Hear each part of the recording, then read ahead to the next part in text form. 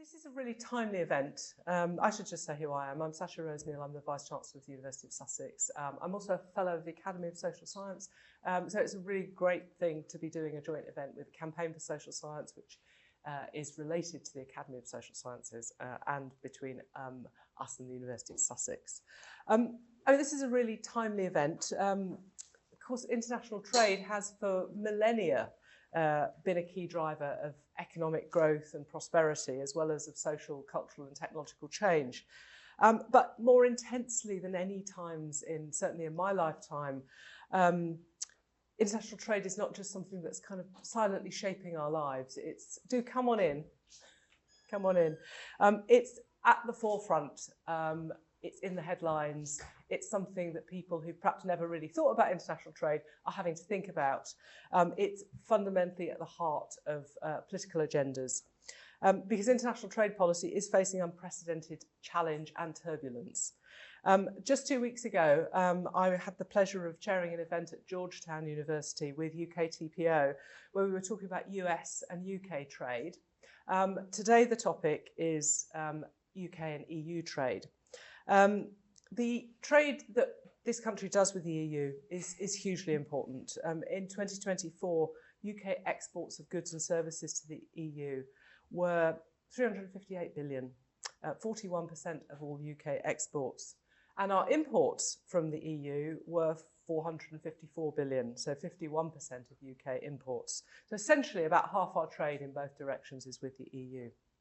So it's not surprising that our government has put some priority on resetting the relationship that we have with the EU. And hopefully we'll hear a bit more about that in due course. Trade is a key element of the government's growth strategy, and the government has committed both to an industrial strategy and a trade strategy.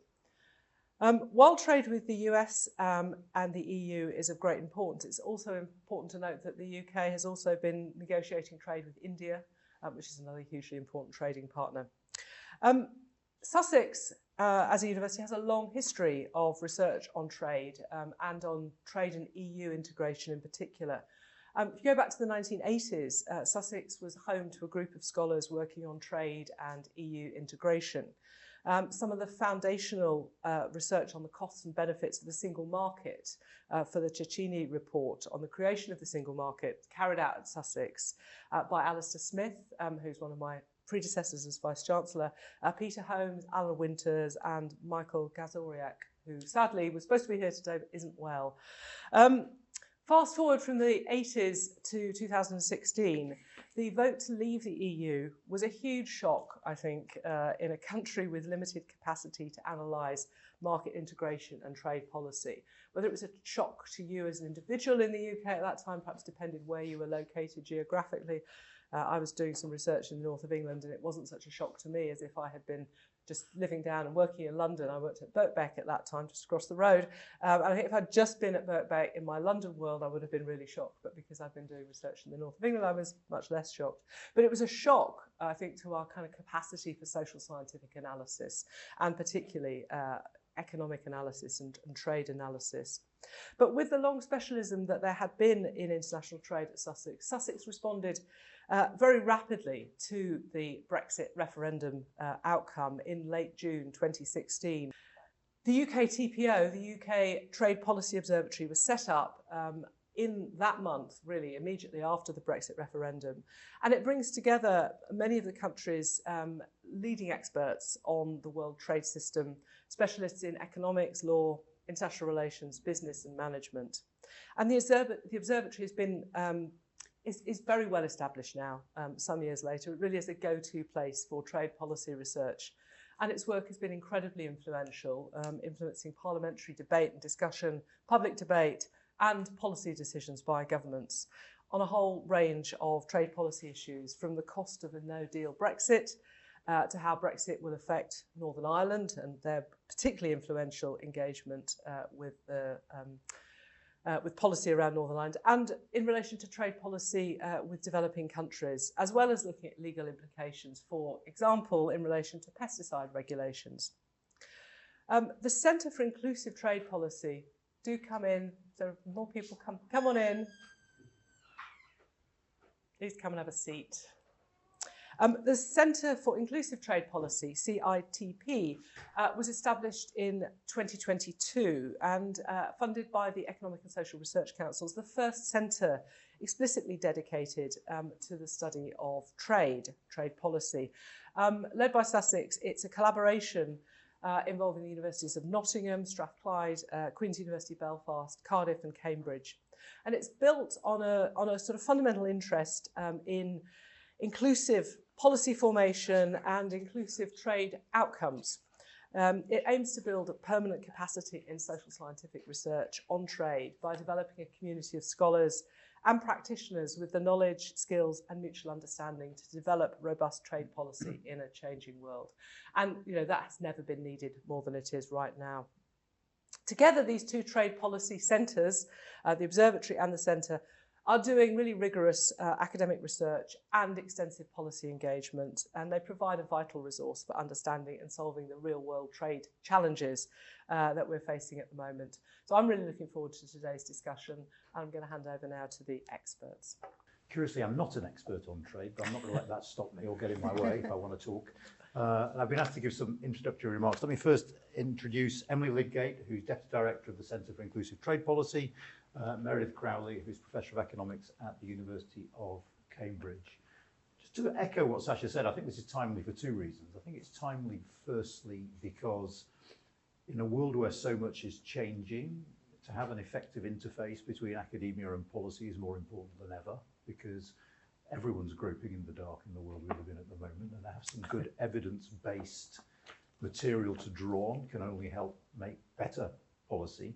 But secondly, also because, as Sasha hinted at, something really weird has happened to trade over the last decade and a half. I mean, if you think about what happened to trade, firstly, it became politicized. If you think back all the way back to TTIP, you saw the first signs. That link between politics and trade became very clear both in the election of Trump and in the Brexit referendum, the idea that these things were somehow votes against globalization. Trade had never featured in sort of popular elections in that way beforehand in the recent past. After Brexit, trade then became performative. I mean, we'll all remember Liz Truss's tenure as International Trade Secretary, where the bits of paper she was signing took on far more resonance than the actual content of the deal itself. I think we're still living, in a sense, if you look at Donald Trump, with an age of performative trade policy. And the final thing, I think, is we sometimes risk getting our assessment of how important trade is a little bit wrong. I think because of the political salience of trade these days, you can look at deals like the one we've just signed with India and somehow sort of exaggerate its impact for the domestic economy. So one of the things I'm quite keen to talk about today is the degree to which there is a link between this government's first priority, as Keir Starmer keeps saying, which is growth, and trade policy. How real is that link? But I won't say very much more. Meredith's going to kick us off with a few reflections, I think, about US trade policy. Good luck, Meredith. Before Emily's going to talk a little bit about the UK, its trade strategy, and the relationship with the European Union. We'll probably kick this off as a bit of a conversation between us. If there's anything pressing you want to butt in on, stick your hand up, because we'll make this as interactive as possible, and we'll see how we go. So, Meredith, over to you. Okay. So thanks very much. I'd like to set the stage of, Anand just mentioned the last 15 years being really important, and Sasha kind of introduced this with how important trade has been over the longer horizon. So if we go back to the end of World War II, we were coming out of essentially a sort of global trade war where tariffs had been very high. The UK and the US, in the wake of that war, founded a US policy that was based on the idea that interchange economically could be something that could build peace. So they together set up this multilateral trading system. The original treaty was negotiated here in London in 1946 with 21 other partner countries. This established the world trading system we have today. For the next 70 years, they kept meeting, inviting more and more countries into it. And this system they set up was a set of rules for how to behave cooperatively, how to negotiate disagreements when they arose, and at the same time to reduce tariffs and other non-tariff barriers to trade. So by the time we get to 1995, or we'll go back a little bit earlier, starting around 1980, tariffs are so low that we have the beginning of exponential growth in trade. And really from about 1980 to 2001, if you just look at a picture of world trade growth, you see just an exponential curve. It's going, gangbusters. And then what happens is in 2001, China joins the World Trade Organization. We have further really high growth in trade. And then in 2008, the global financial crisis hits. And this is the first big bump in the road. After that, 2010, for about a few years, we have what economists call the Great Trade Slowdown, where trade really isn't growing very quickly. Then we have a whole series of events. We have the Brexit vote in the UK, the start of the US-China trade war between the US and China in 2018. And so if we look at trade and think about its importance in the world, it's right around this 2010 period where trade was not just growing exponentially around the world, but it was growing as a share of all global economic activity.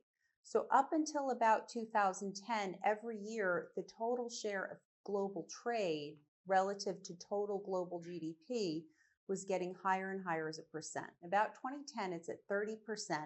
And at that point, and until today, it's basically bobbling around 25 to 30%. It's going down, going up, but it doesn't look like we're on this kind of upward trajectory anymore. And so what were some of the problems that started to, and at the same time, we have this populist discontent. China joins the World Trade Organization. I would argue that was transformative for the world economy. China's rapid technological growth was more rapid than most high-income country specialists expected or understood. The consequence of that in some ways, in the US, China got blamed for something we could argue might happen anyway, which is the decline in jobs for lower skilled manufacturing employees. So if you go back to 1980, every time we have a recession, the manufacturing to employment population ratio in the US collapses quite a bit. It never, ever recovers after a recession. After China joined the WTO, we have the same thing happening. It happens again in 2007. So some econometric studies have argued that the China shock, the growth of rapid import growth from China, led to this employment decline in the US. Some truth to that, although subsequent studies have said there are other sources impacting that. At the same time, but the end result is China is blamed for the decline of manufacturing employment in the US, regardless of the extent to which that may or may not be true. In Europe, at the same time, we start to see concerns about over-reliance on Chinese manufacturing. This has come up recently, but 2023, Ursula von der Leyen is saying, I have a clear ambition for Europe that we will be the producers of our own green technology going forward. 2024, Europe puts massive tariffs on Chinese electric vehicles. And while both of those countries are concerned about growth from China, at the same time, beginning all the way back in 2007, China starts to say, well, we're concerned about the rapid rate of foreign value added in what we produce and export. And so we're concerned that all we're doing is we're being an export platform for Japan, for Korea, for the US. We would like more technology so that our people can move up the economic growth ladder and we can make more sophisticated products. This led China to have a series of 5-year growth plans and Horizon 2025, made in China 2025. So now we're at this sort of perfect, confluence where in US and Europe, we have a lot of blame toward China. In China, there's this incredible desire for growth. And the question is, how do we bring all these pieces together in a cooperative global trading system? The US and Europe had expressed some reservations about China's rapid growth and asked China in various ways to cut back on subsidies. They weren't really interested in doing that because they had a growth objective. And so ultimately, we end up in a situation where when Donald Trump put on tariffs in 2018, they were very popular. And after he left office, interestingly, the Biden administration decided to keep those tariffs in place. And I would argue that's really when things started to matter a lot, because prior to Biden stepping in as president, I think a lot of people thought the US policy would become more open. And at the same time, as we go forward in time since Biden's administration into the current Trump administration, the commonality between both presidents is that they're interested in closing markets to foreign production.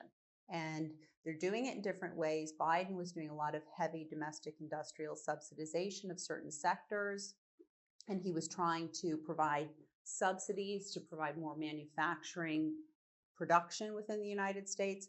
Trump is not interested in providing industrial policy and subsidies. He just wants high tariffs at the border. But the ultimate result of both those policies was trying to close the US market to some extent to foreign competitive pressure. So that's where we are now. And the challenge for the EU and the UK is how to fit in there, how to encourage maybe more openness, but also to reflect on what they want, because as was already mentioned, there's this interest even in the UK today of developing a trade and industrial policy. And I think everywhere in the high income world, there's this interest in designing a trade and industrial policy that's sort of worker first or puts workers first. And the concern is lower skilled workers and how accessible good jobs are to them. And this is a really big challenge for policymakers and for economists. And I don't think we have great solutions yet.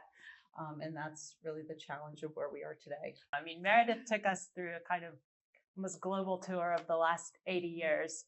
I'm going to try to take us on a tour of UK trade policy in the month of May.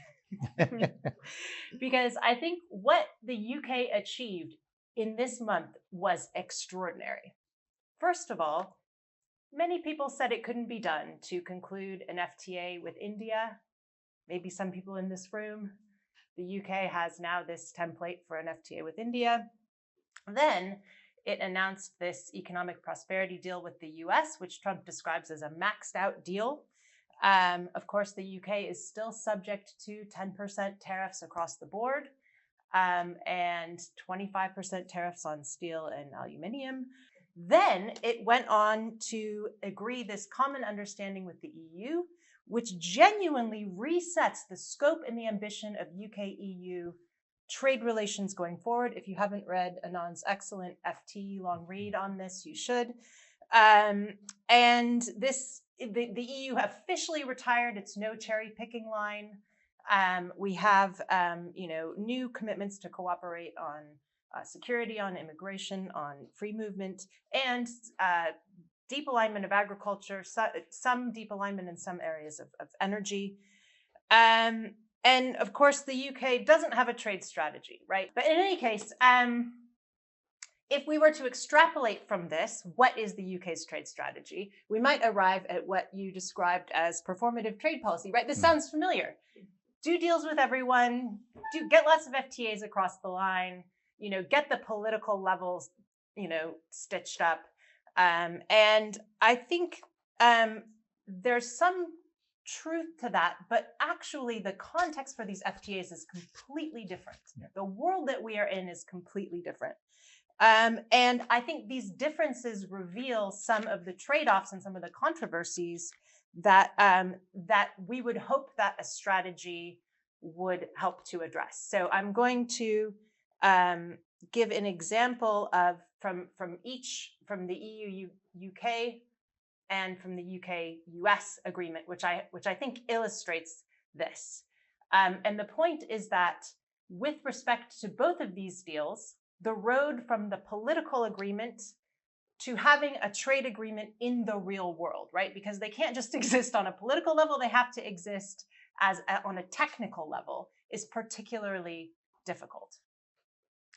So the first example is from the UK-US agreement, which has to do with the common, we promised we're going to have a common SPS area, which means that there will be essentially, I think, what is the phrasing? I wrote it down. No border checks or controls for virtually all trade of plant and animal products.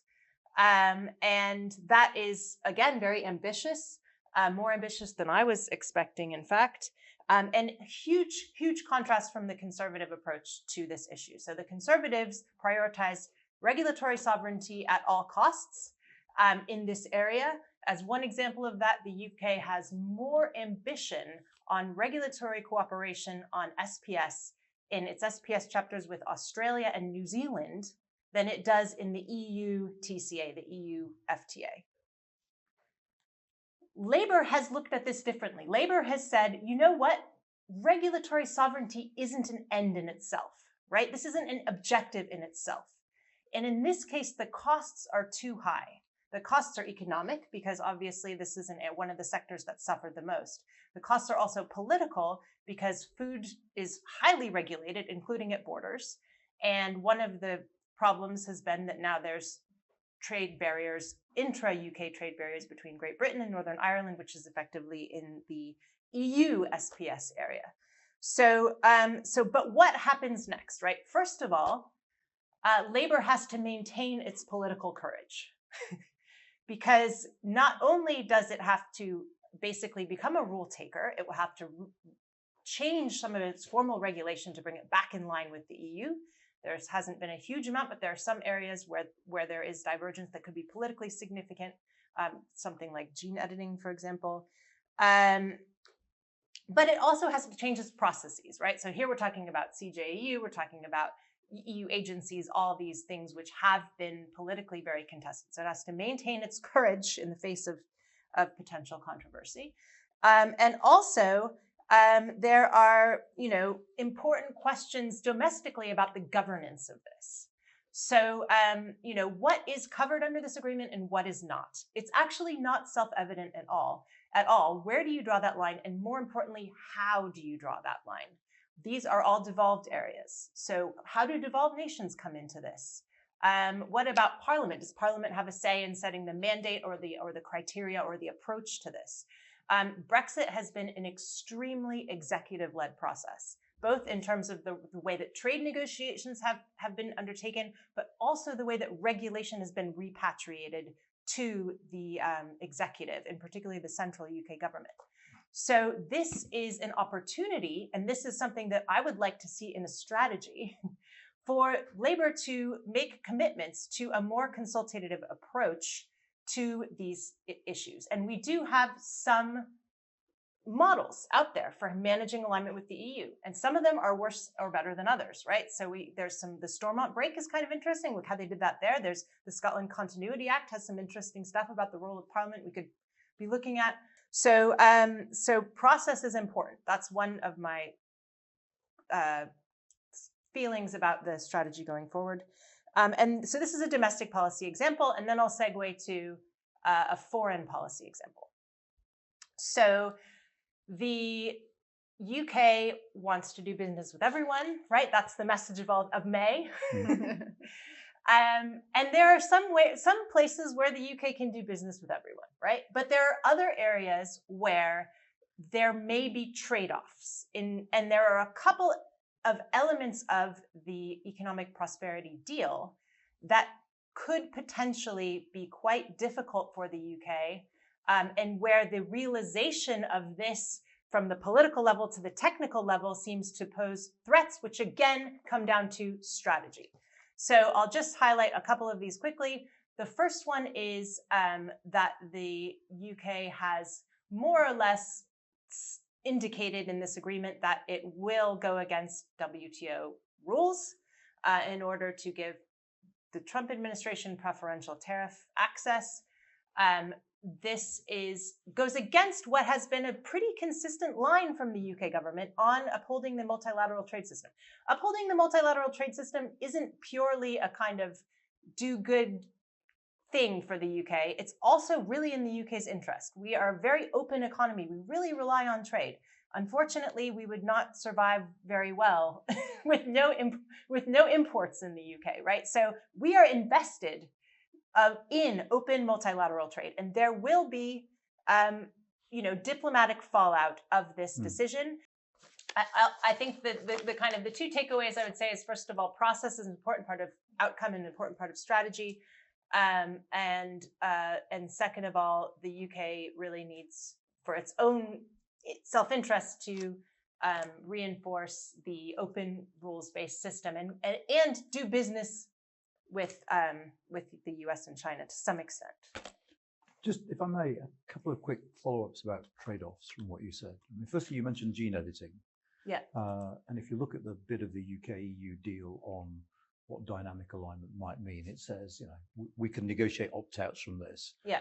Do you have any sense that the UK will want to keep its autonomy over gene editing? And equally, do you have any sense that the EU might object to that? I mean, it strikes me as a potential flashpoint. Basically, what's happening is that the EU is actually proposing regulation that moves it a lot closer to the UK's approach. And the UK seems to be signaling that it might be willing to fudge a little bit, right? Because they said, well, you know, there's some secondary legislation that says, well, maybe we'll roll back our more permissive approval process for animal products, which brings it more in line with the EU. So it could be that this doesn't turn out to be such a flashpoint. On the other hand, there's other voices that say, you know what, let's unshackle ourselves and then we can have growth through having a more innovative approach. So I think that's that dynamic and that debate remains live. But yeah. the other trade-off, I mean, we both might have a view on this, is whether or not there is the potential for tension. I mean, Keir Starmer wants to be friends with everyone, okay? He wants to be friends with the United States, wants to be friends with the European Union, but are there areas where, at the margins, it's going to be impossible to reconcile closer relations, both political and trade, with both of them? With the US and the EU? Yes. So, I mean, I think what's amazing is that we're not talking about SPS. And I think that's a huge political victory for Labour, huge. Because that was a deal breaker during the first negotiations. Basically, the US hates the EU approach to SPS. And the fact that they were able to, the UK was able to sign literally within a week and a half of each other, an agreement with the US that ring-fenced SPS, and then an agreement with the EU saying we're going to go with you on SPS. But then there's also, I think, digital would be an area where there could be various levels of triangulation, shall we say. So the UK has free flow of data with the EU, but has also agreed to do this ambitious digital agreement with the US, which has a very different kind of requirements on data. So I think that AI, so the EU has been more precautionary, the US has been more innovation forward. But I think that the UK, this gets back to the strategy, right? The UK is going to have to continue to make strategic decisions. But it also opens up a broader question, which is for both of you, which is, what is the relationship between trade and geopolitics? We still believe this sort of old-fashioned American idea that commerce can foster peace, and integrating with other people can lead us to more prosperity everywhere. You know, one approach is to think about, okay, well, maybe, you know, there is this security competition between the Western high-income countries and China, and maybe we don't want to be sharing our most secure technology having to do with military applications. But that leaves a whole lot of stuff we could still be engaging on. And the other thing is, if we think about global problems, China has been, you know, the climate change is a global problem. You know, China has been taking a huge lead in reducing carbon footprints and in doing the energy transformation. And, you know, as people become more wealthy around the world, they're going to want to use more energy, right? Because it's really nice to travel in a car, and especially an air-conditioned car. And so once you're rich enough to buy one, lots of people are going to want to buy them. And China's been taking the lead among these middle-income countries to develop all these technologies that lower carbon footprint per capita. And we won't really be able to make huge progress, I think, on carbon transition and green transition if we don't have some technology sharing with China, right? There's much to be learned from all the advances China is making in reducing carbon footprints. So we need to, I think, my hope is, yes, trade and geopolitics are linked, but there's also, even with, you know, the US has this very negative view of China right now, there's also a lot of common goals we have. I think it's really interesting. This is an example where the bizarre term of economic security plays an important role, because we have a traditional national security agenda, which is kind of NATO and Ukraine and Russia are the most live issues there now. And there we're seeing Trump withdrawing, right? Yeah. And we see this puts the UK, which has, as you said, most important partner, security cooperation is in the DNA of UK foreign policy. We need to go with the US, we need to work with the US. But if you look at the text of the EPD, what you see is that Trump is trying to cooperate with the UK, but he's trying to do it on economic security. So he's moving away from the traditional view, but what he wants is the UK to play ball with them on China and on supply chains, on investment, basically on directing supply chains away from China. So I think my view of that is that, okay, so the UK hasn't signed the dotted line on all these open-ended requirements on what it's going to do to China yet. But what it's doing is it's saying, okay, you're not going to cooperate with us when we want a national security. So let's keep lines of communication open, at least on economic security, because that's all we can really get. Everywhere in the world, we're having manufacturing employment decline while manufacturing is growing. And there's lots of stuff about, China is losing more jobs to manufacturing job loss than the US and Germany combined in any given period of time. I think the difference in the US context right now, so when we had the agricultural transformation of manufacturing and we had the Dust Bowl, obviously there was a lot of adjustment that needed to take place. And there is this nostalgia for agriculture. And that's one of the arguments. Everybody's grandparent had a farm. That's why we have high tariffs in so many countries around the world today. I think manufacturing and the job loss and job transition is different because there's a lot of things happening at the same time. So one of them is the rise of service sector jobs that are moderate to medium skilled, like if you think about nursing and all of the kind of care that we need.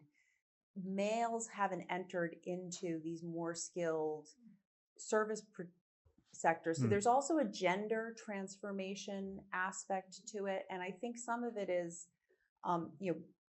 workers who lost their job to manufacturing, the problems are kind of everywhere. So there's like rural poverty in the US in the sense of like not just in rural areas, but also where a lot of these big plants are.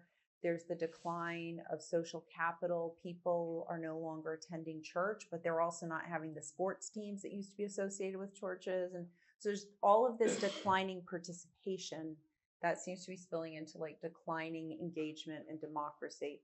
So it's not to say that, if you get when you were on a farm, you were by yourself and you were operating it with workers, maybe occasionally, but manufacturing jobs were giving people maybe a sense of social identity and also a place where they were coming together to solve problems. Like, do we need a new school in our community? And all of this is kind of fracturing. And so we haven't put in any things to bridge people into like the new economy. When you have a big plant shutting down or having mass layoffs of workers, you've got a bunch of people with no obvious way to train into new places. They've got these capital of houses. It's all concentrated. And so the concentration of manufacturing job loss is a problem.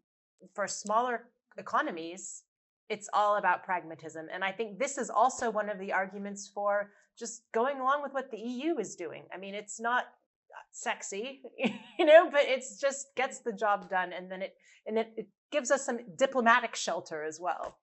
I'm not sure there is much else that the EU is willing to give us. They're still resisting mutual recognition of conformity assessment.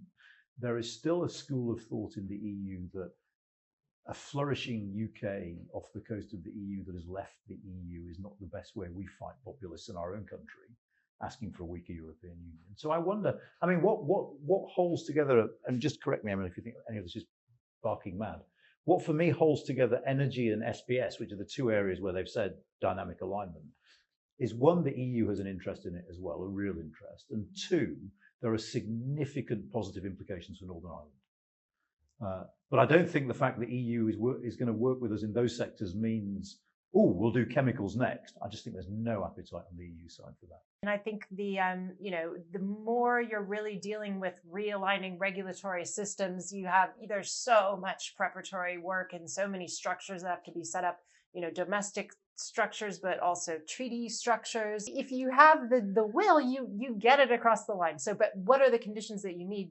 And I think you pointed them out. I mean, there has to be mutual interest. Having some sort of trade friction in Northern Ireland helps a lot. But is that enough to get it all to work out all those nitty-gritty details? It's difficult to have free trade in services because it implies giving away some sovereignty over something that might be quite important to you.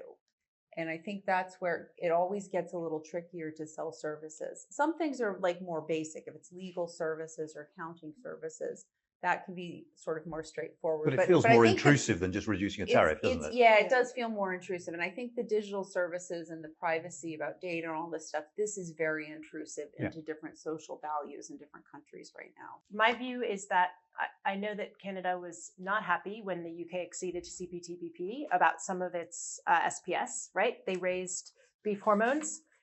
And basically at that time, the UK, it was 2021, the UK had just left the EU. And so it had virtually all of it didn't have time to change any of its regulations. So it virtually had all EU SPS regulation. And part of what CPTPP accession is, because it's an FTA that already exists, the UK just joined it.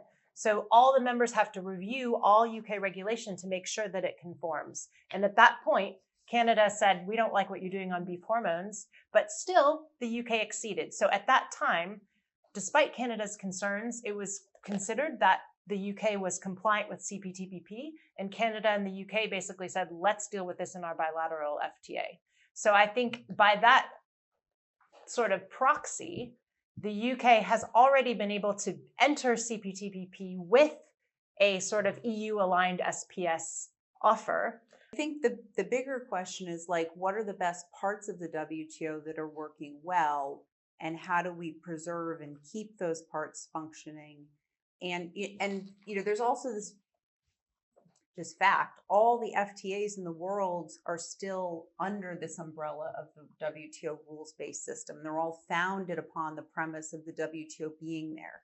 So the whole European Common Market, you know, and CPTPP and everything else, they're all founded on this. And need to have a lawyer explain, but you know, some of the dispute settlement, I mean, at different phases, there are dispute settlement mechanisms in some of these FTAs. And early on, you know, it came to be more natural for the cases to be heard at the WTO, but there is still dispute settlement technically there under FTAs that could be followed upon. I think it's a really interesting point about that the UK can kind of diplomatically and legally take shelter behind the EU. And there's probably examples where it can, but there's also risks. So I think an interesting analog to this is Switzerland. So Switzerland has the same SPS regulation as the EU. And it was, you know, it also has a ban on hormone-treated beef. And there was a WTO dispute where this was successfully challenged as being unscientific, more or less.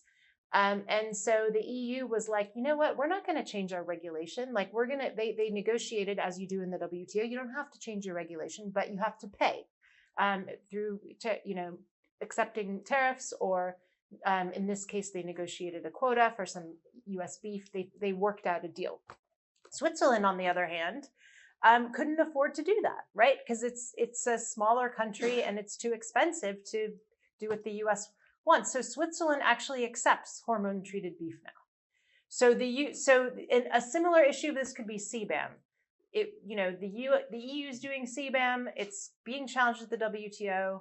You know, it will probably provoke some sort of retaliation. Who knows how legal or quasi-legal that will be. The UK also doing CBAM, but you know, the UK could follow the EU CBAM model, which we think it should, just because it's going to be much easier for businesses if it does. But then it could be challenged and it could be kind of picked off.